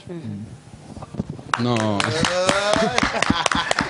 surtout que ak Brexit bi actuellement ça va être chaud ça va être chaud hein. non doo si am problème comme ni nga ko waxee sànq. maam la intellectuellement Brexit on prononce comme on veut voilà Brexit voilà tout le monde suit tout le monde connaît on prononce comme on veut. Vas-y. oui. non du ma si am problème comme ni nga ko waxee sànq maam la déjà sama avenir laay xool. donc c'était 5 ans de contrat. 5 ans de contrat yooyu ngay xool mais 5 ans de contrat yooyu dafa am benn clause libératoire. donc équipe ba la bëgg tey bu nekkee bëgg na la carrément bu ñu ko nee carrément 20 millions ngay jar wala 25 millions loolu defe naa mën na ko jënd. donc loolu moo lay libéré quoi pour nga dem. très bien. non du tëju kaaf du tëju kaaf. mais justement gars internautes yi je pense que laaj nañ ko tuuti sax ñu ne est-ce que Pape Cheikhou am na déjà ay contact ak ay club c'est vrai que bon boo déggee ni nit ki prolongé na jusqu'en 2021 tu te dis bon là il est parti pour rester mais dans le foot tout va vite te que ak saison bi nga def xëy na am na yeneen club yu la bëgg surtout Tottenham bi ñu doon wax est-ce que ñooñu yaakaaroon ni mën nañ dellu si waat pour fexe la jënd. ba Tottenham moom il faut que ñu tëj ko donc chapitre boobu diñ koy tëj parce que Tottenham ak West Ham du ñu jaay ay joueurs. donc ay club ennemi leen. bu ñu toogee loolu la ma sama manager wax nee na loolu fàtte ko. parce que loolu mënul nekk. trahison la boo jógee fii. non trahison la waaw trahison la quoi moo jógee fii dem fële trahison la xanaa moo jógee foofu dem beneen club. après club boobu mën naa fa jógee dem Tottenham mais West Ham kii mënuñu jaayante quoi. loolu boo ko defee rek mais yan piste moo mën a am fi mu ne nii. parce que gars yi nee nañ bëgg nañ la gis Ligue des Champions. bëgg nañ la gis vraiment ci top bi daal. non fa la jëm nee leen bu ñu yàkkamti nañ toog te xaar te xam nañ foofu laa jëm incha allah bu neexee yàlla. amul dara luñ si ragal. en plus tant que egguma foofu rek lépp lu may def suba ngoon du ma ko arrêté. alors Cheikh on va détendre un peu l'atmosphère parce que defoon nga fi benn buzz bu ndaw temps yële buzz bu mag sax on va dire parce que dafa am ki ñu woowee Payet justement nga xam ne moom la ñuy tudd voilà exactement. je félicite pour UEFA Euro bi. voilà moom ak Cheikhou nag xam naa peut-être am nañu relation en tout cas daal way na ko way boo xam ne après ça a suscité beaucoup de commentaires donc ñu seetaan way bi dellu si Cheikhou wax ñu nag keroog bés boobu lan moo ko daal.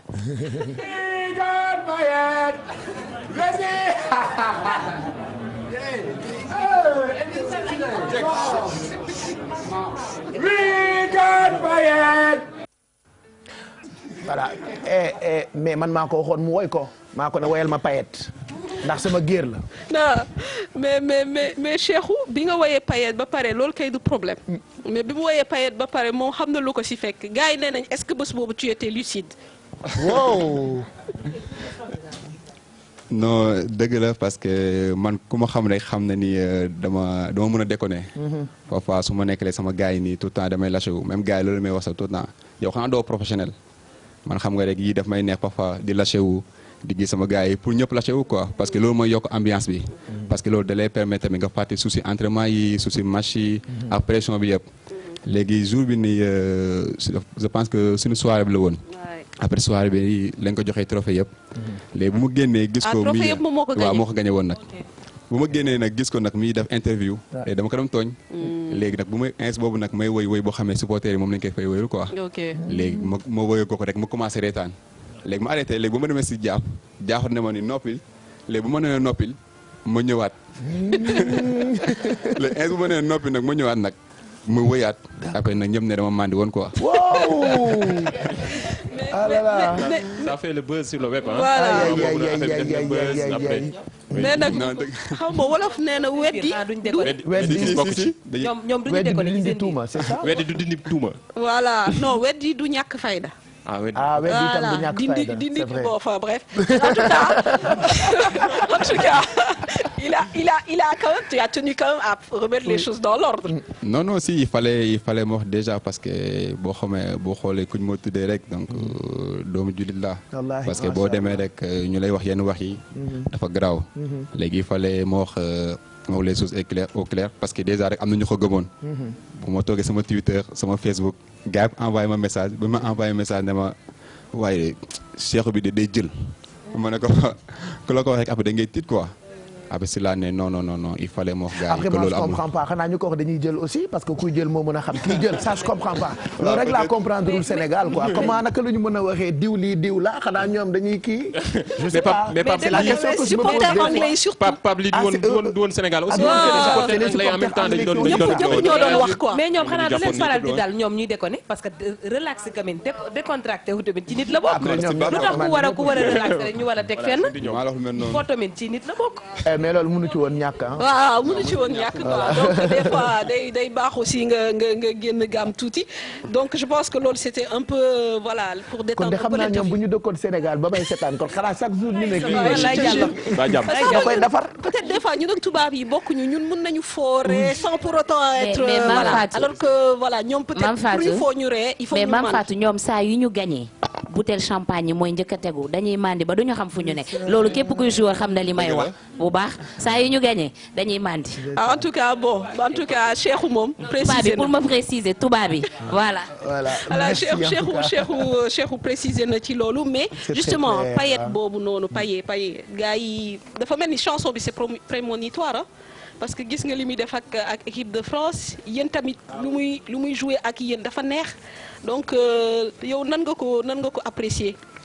parce que lu may njëkk a wax mooy la personne déjà borom baax la amul borom benn problème saa bu ñëwee loo njëkk a gis ba ñëm ngay gis tooñkat la même jour mu koy tooñ nii sax loolu moom moo ko indi parce que loolu moom moo ko si dàq. mais lépp lu mu am nii dafa mérité parce que bu mu ñëwee West Ham daf ko liggéey. ñëw rek ñu jékki-jékki bu noo payet bu muy doog a ñëw premier entraînement am dafa souffrir dafa dem métti. bu mu ñëwee comme yow ni nga souffrir woon daaw. merci beaucoup bu mu ñëwee mun nañu maax jaaf mu ne mooy fii ni nga ñu entraîné ñu ne ko non début saison rek moo mel nii après c'est calme mais bu mu ñëwee dafa liggéey. bu mu ko liggéeyee nag après gis na ko parce que déjà rek qualité bi amoon na ko. parce que payet rek lu nekk si yaram yëpp football la. football rek lay def. moo tax tey bu ñu ko gisee muy def lii équipe nationale de France bettu kenn. parce que lii yëpp da ko liggéey en plus da ko mérité. Très bien.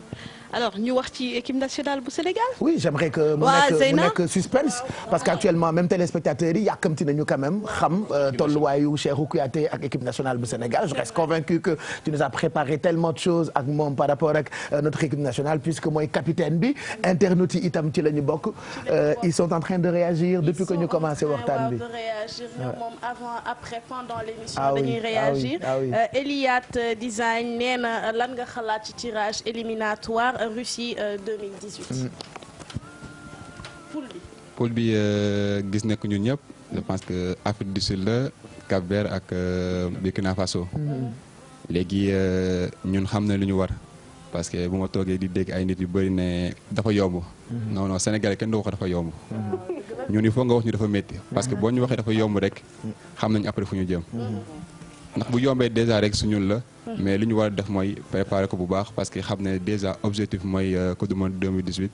te bu neexee yàlla incha allah xam nañu li ñu war a def pour defar. Babacar Sène moom nee na lan ngay pareel ASC yoon wi bu xaar yàlla gëj nañ laa gis gëj nañ laa dégg. waaw loolu la ñuy pareel ñoom gis nañ ko parce que déjà organisé nañ fa benn tournoi. parce que xaar yàlla bëri na équipe. même bu nekkee yoon mi laa joué yoon mi laa màggee. mais am na juboo gàngi gaal gi basoos moo tax ñu organiser benn tournoi boo xam ne ñoom dañu koy jouer dimanche bi incha allah lay jeex léegi équipe bu nekk bu paree rek dina am loo xam ne dinañ ko yëkkati sa loxo jox la ko. merci. waaw justement ci tournoi boobu lan moo la gën a motiver pour ngay jàppale comme maam sànq wax na ci introduction ni nga mën a jàppale ni ngay sociable vraiment nekk koo xamante ni ku yaatu nga lan moo la gën a motiver pour jàppale jeune xaar ya parce que man su tournoi maa ngi koy suivre gis naa ni tournoi bu am solo et puis dafa am na benn solo bu am solo boo xam ne topp na jeunesse su xaar yàlla léegi nan moo la motiver ba nga organiser tournoi boobu sa zone boobu di insister tamit ci yeneen joueurs yi moo tax prétexte question boobu.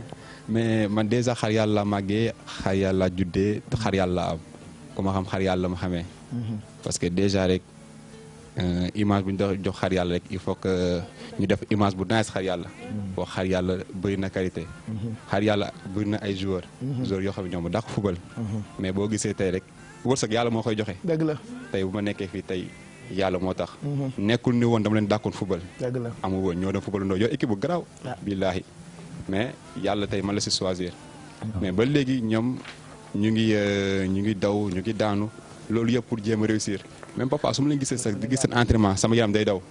léegi amul loo xam ne laa mun def mooy lan mooy organiser loo xam ne ñoom suñ ko gisee ñoom dinañ si sentir seen bopp bu ñu si sentir seen bopp dinañ leen yokk jom yokk leen football ba pare wax leen ni carrément waruñu décourager.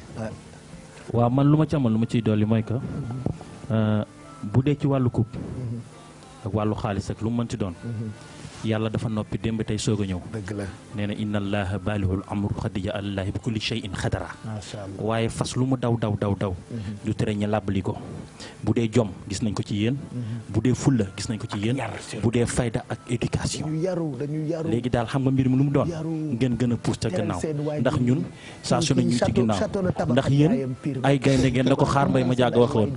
nee na sunu gaynde yi ku ñu bokkal gasoo da ngay tiit karo yàlla aye yàlla bu leen ca topp yéen de góor ngeen waaw en tout cas yóbbu ko final Sénégal yëpp jur fi suñu équipe nationale bi ñoom ñi fiy jaar boobu ba tey yar bi ñu gis ci ñoom. absolument jullite Cheikhou dafa am yar boo xamante ni dafa nekk ci moom te defe naa moo nekk ci ñooñ ñëpp ñun li ñu bëgg dundaat en tout cas lenn rek la yaru ngeen am ngeen diine fonk ngeen seen i waajur surtout wax naa ko léegi. fonk seen ay njaboot fonk seen ay koñ fonk seen ay àndandoo fonk ñi ngeen daan àndal depuis longtemps mais on a envie de revivre ça regardez. Kouyaté Jaliwara.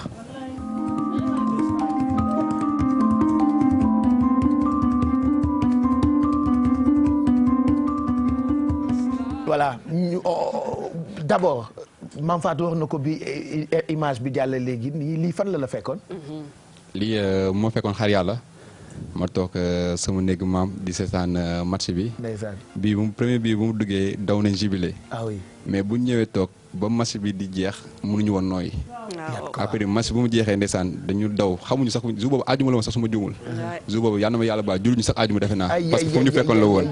bëri nga ci morom kontaan est-ce que xalaatoon nga ni bis dina ñëw ba nga nekk ak capitaine équipe nationale ci période bii nii surtout ci boobu temps ci jour boobu.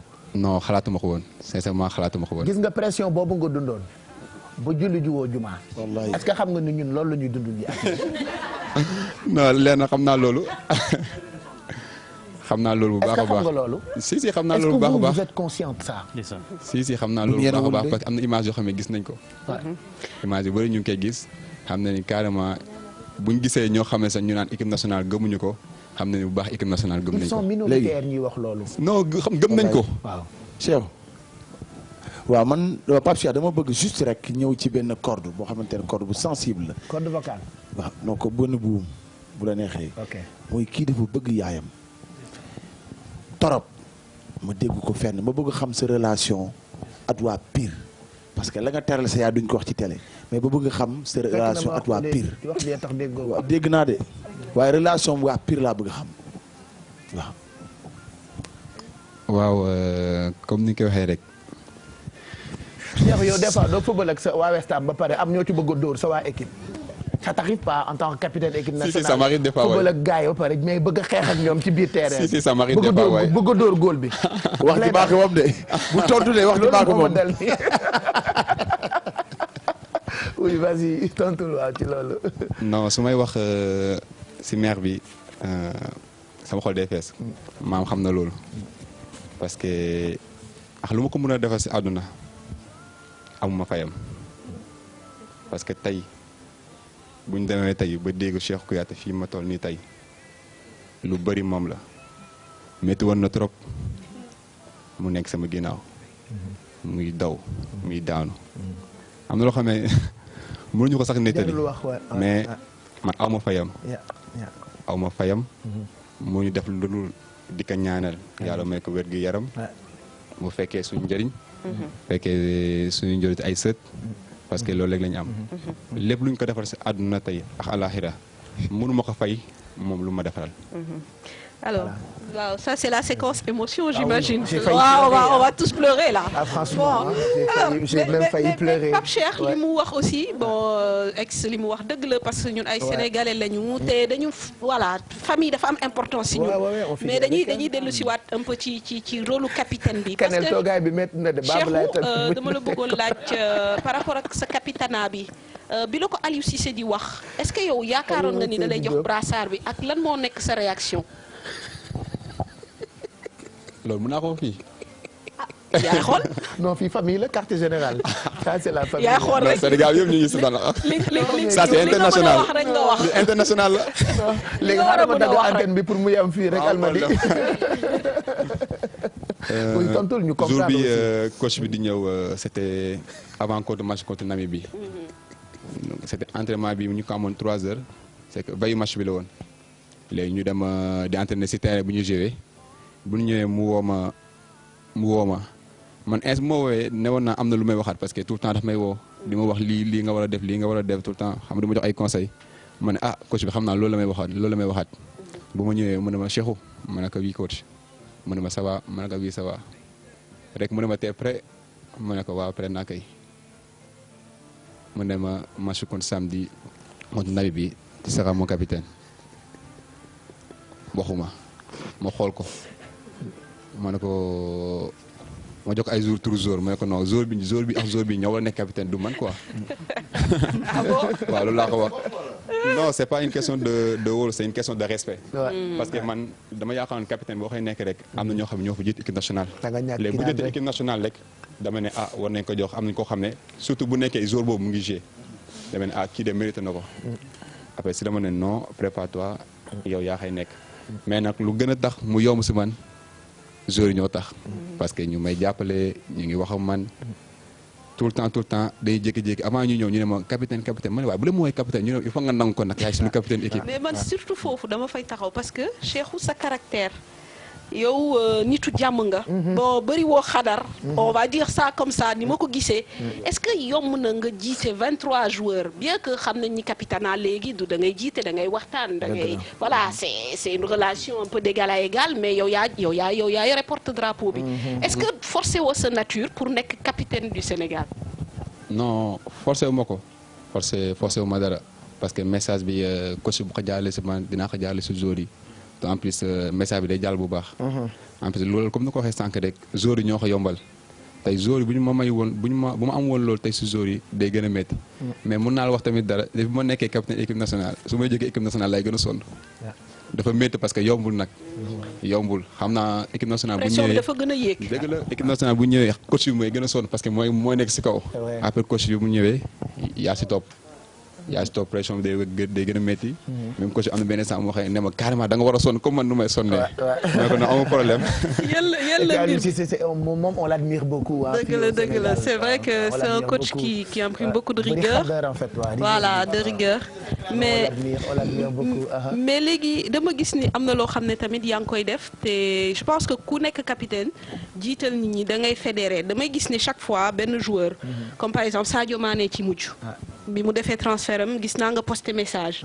Famara Diédhiou bi mu amee trophée meilleur joueur de Ligue 2 nga posté message même à l'époque je me souviens Djilo Bodji bi mu ñëwee Chelsea da nga posté message est-ce que loolu c'est une façon aussi de travailler même en dehors de l'équipe nationale. ñu wane ni que dañu war a booloo di yéenante jàmm ku am lu baax ñeneen ñi kontaan ci. ba loolu defe naa sax avant may nekk capitaine équipe nationale du Sénégal la boobu.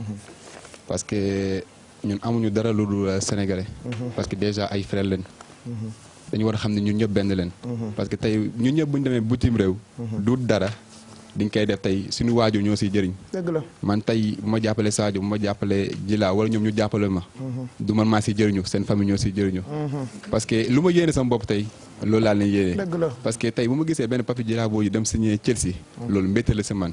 su ma gisee tey benn Sadio Mané signé Liverpool. mbétte la si man parce que dañ koy dégg fii dañuy dégg fii ñu wax lu nekk ñu ne non joueurs yi ñeme ñu club yu mag. mais kër bi mag yàllaa ko yor. bu jotee rek yomb. mais dañ si boole liggéey nag ñun ñoo si boole liggéey. voilà foofu laa bëggoon c'est-à-dire li sa papa doon wax ne buñ ne baax na rek nga foog ne tu es arrivé wala nga dem Europe rek dawal oto dugal appartement foog ne pare nga. doo mës a mel ni Yaya Touré wala DJ Drogba. te foofu lañ leen bëgg a gis. non noonu lay demee sax incha allah parce que déjà rek am na ñoo xam ne ñu ngi suñu ginnaaw. parce que tey boo amee lu mel ni comme coach Aliou Cissé boo amee tey ku mel ni Omar Daf. gars yi ba nekk suñu ginnaaw ñu ñuy conseil parce que ñoom am nañ expérience bi. ñoom tout le temps dañuy nekk suñu ginnaaw papa la ñuy wax bu leen neexee ngeen wax sax dañoo bëri wax. mais lu leen war a wax. dina ko wax. kon tey Sadio Mané bu demee tey ba signé Liverpool tey. tey mbette la si Sénégal bi yëpp. bon maam lu ma ci doon dolli. lu ma ci doon dolli mooy que. groupe boo gis ci àdduna. fekk xol yi àndul duñ dem. ndax nee nañ innamal a'maalu binniyaat. yéen nit la borom rek moo cay fanaan. waaw tey moom imaam la tey moom damay xaw a fàtte tuuti li ma xawoon a jàng as tuut. waaw c'est bien. maanaam groupe boo mënta gis ci àdduna. bu xol yi àndul tuuti amul secret. fekk xol yi àndul duñ dem. waaye bu xol yi defee nii rek.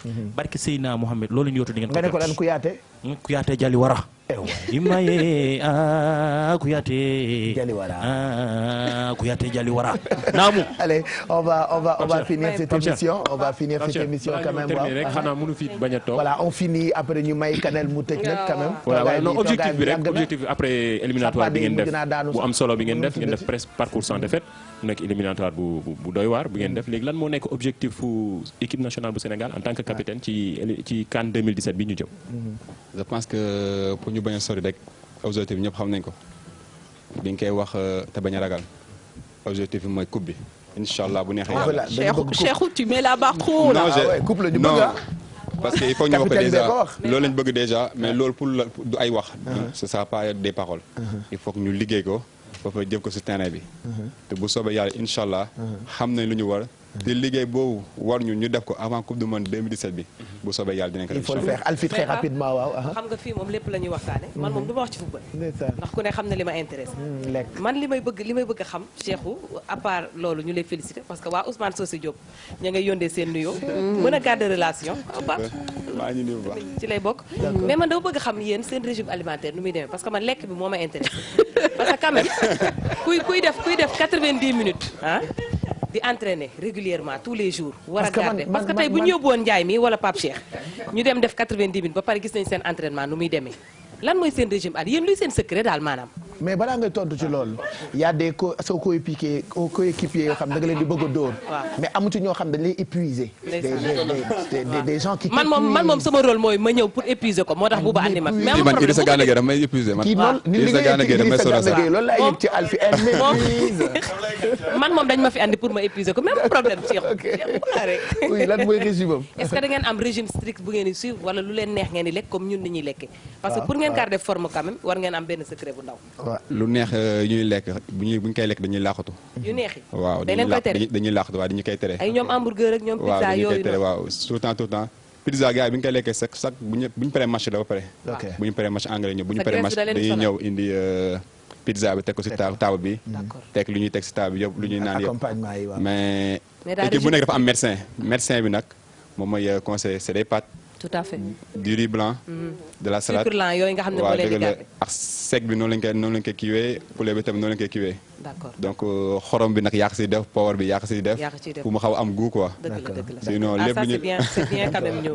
dinaa ko noter. merci alors justement mi ngi doon wax léegi nii Idrissa Gana Gueye donc d'ailleurs ñu ngi nuyu Idrissa Gana Gueye di nuyu aussi yaayu Idrissa Gana Gueye parce que def na témoignage bu rafet tamit ci yow bi mu yëgee ni yaay yegg si fii ci plateau bi vraiment li mu wax moom daw na yaram mais dama bëggoon xam yow lu tax.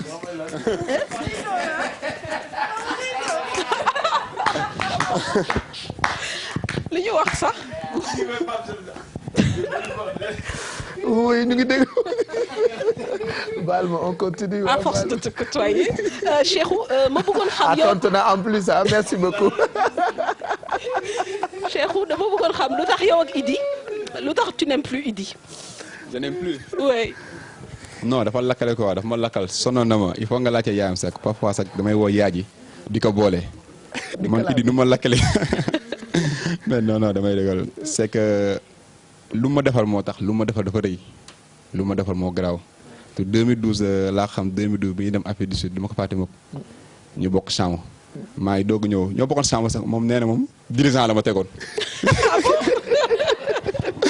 nee na ma dirigeant la ma tegoon. mu ne ko mais yow respecté woo ma mu ne ma bi si la waatee mu ne ma non man dirigeant laa mu la gisee sa njow laay nga sos sa bes xaw ma la lan. après dama ne dama dirigeant laa la tegoon noonu mais tey bu ma demee ba am yenn yi benn mën a def yenn projet ba mën a def yenn liggéey yi. moom mooy première personne boo xam ne dafa ñëw si man waxtaan ak man. ne ma carrément teg ma si loxo nit. ne ma carrément liggéey kii boo ko liggéeyee dina la jàppale parce que carrière football dafa gaaw. loolu moom à part sama yaay Idrissa Gana Gueye moo ko njëkk a def. si nit tey mënoon na ko si bañ a fekk. mënoon na ko si bañ a fekk mère Gueye la même chose jàppe ma comme doomam. tey lu mu bëgg a Idi bëggal na ma ko lu muy defal Idi daf ma koy defaral. de passage maa ngi koy remercier si ceeb yu neex yu muy defar suñu ñëwee équipe nationale fii. papa ni koy woo sax naka mère Gueye kañ ñu indi ceeb. de toute façon dafa dem ñëw Angleterre di ñëw Lille di ñu toggal.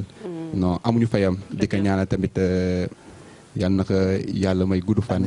fekkee njëriñu doomam fekk ay njëriñu sëtam. mais Mbaye Diouf daal tamit nee na xamoo dara. ah président non xamuma dara parce que wax na dëgg tant que indaguma fi dara moom si la ñuy dëkk incha allah. yéen Cheikhou lan moo tax ñu bëri ci équipe nationale bi amuñu jabar lan moo leen du tax amagu leen jabar parce que équipe nationale gis nañu ni xam nga da ngeen di xew. non gars yi am jabar bëri nañ de. kan ak kan ku am jabar. Idi am na jabar. waaw ñu commencé su góol bi ñu commencé su góol bi. góol bi am na jabar. Xarim Ndiaye am na jabar de Abdoulaye am na jabar. waaw letra góol bi Cheikh Meng am na jabar. fi mu ne ñu yar rek nga ma wax Pape Souaré nag. non Pape amagul. ay te ñu daal ci ñu doy waar ni Pape Souaré. Pape amagul. Cheikh Ndoye. Cheikh am na jabar. ah ok moom ci groupe yaru bi la bokk. Cheikhou Kouyaté. non léegi mu ñëw yàggatul. yàggatul Kara non Kara amagul. ok ak Djila Bodji. papi léegi mu ñëw moom tam pareegul. yow tam léegi nga ñëw. man noonu léegi mu ñëw dans combien de temps dans non mais yàggatul balaa ñu yàggatul. balaa koor gi di jeex. non yàggatul maa ngi si biir. avant ñaanal ma rek non ñaanal ma avant Korité rek ñaanal ma rek. avant Korité waaw maa lay xaar ñaanal ma rek. parce qu'il faut rappeler que man il faut nga teral ma ci quoi. même Aliou Cissé loolu la ñuy wax Aliou Cissé dafay ñëw fekk ñu coach bi day ñëw fekk ñu toog mu ne booy takk leen jabar ay quand même en tout cas on est très content ñun kontaan nañ ci yow lool ñu ngi seen ginnaaw encore comme lu ñu wax sànq tey si tu avais un message boo xam ne da nga koy jox sénégalais yi 12e gaynde bi surtout lan lay doon. mooy déjà di leen remercier. comme tamit di leen wax di leen baalu ak. parce que gis na lu ñuy def. tamit sonn nañ trop dëgg la sonn nañ suñu. mais comme ni koy waxee rek boo sonnee rek boo ñàkkee rek di nga ko jëriñu. dëgg la tôt ou tard. te ñu ngi ñaan yàlla mu doon 2007 bi. ak génération bii di ñëw ak yenn génération di ñëw. amiin waay tamit di leen lancer Sénégal yëpp. ñu wax leen ñu ñëpp benn lañ nañ raxas xol yi. ñu xam ni Sénégal bi yëpp benn lañ. man incha allah moom xam naa ni. bu ñu raxasee xol yi xam ne ñëpp benn lañ fi ñuy dem ni tey yàlla dinañu may ndam. bu soobee yàlla. amiin merci Mame Fatou merci. merci d'ailleurs maa ngi profité aussi di nuyu sa artiste. Kanel. ah oui je l'adore. j'ai voulu lui dire ça parce que bi ngay doog a ñëw maa ngi lay dégg ci oreillette bi ah c'est là je l'aime beaucoup moo way Follow.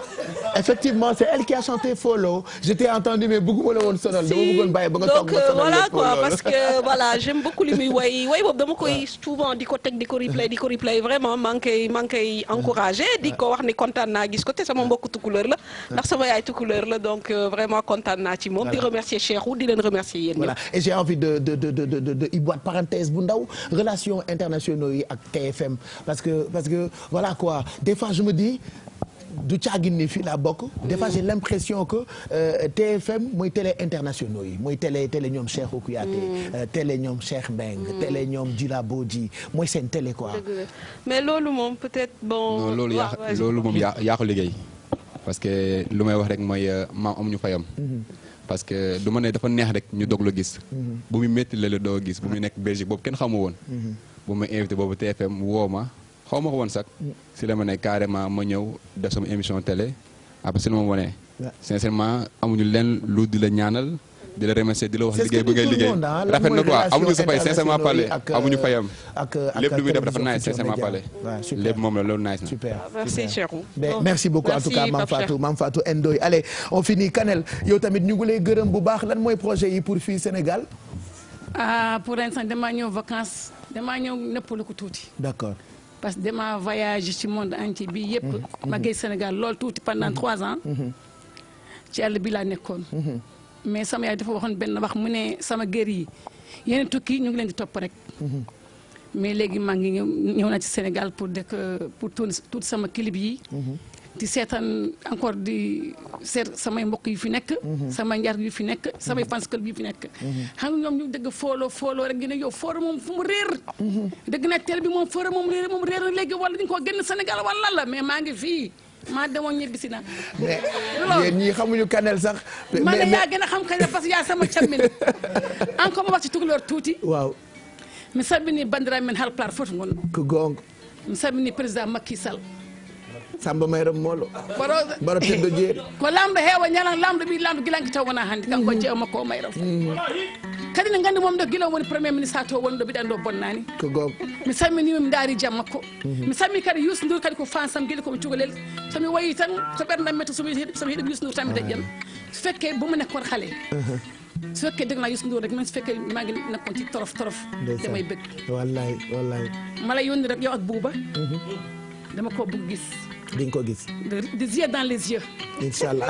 des yeux dans les yeux comme les Français le disent. jaaraama. waaw Kanel dañu bëgg bu ñuy jeexal dañu bëgg nga woyal ñu foloo bi ñu tëjee ko émission bi mais ki ñuy gërëm tamit mooy Babou Laye bokk na ci musicien yu gën a mag fii ci Sénégal keroog rek docteur Massamba Gueye mu ngi koy gërëm mais moom dafa disponible ci ay programme télévision Futurs Médias.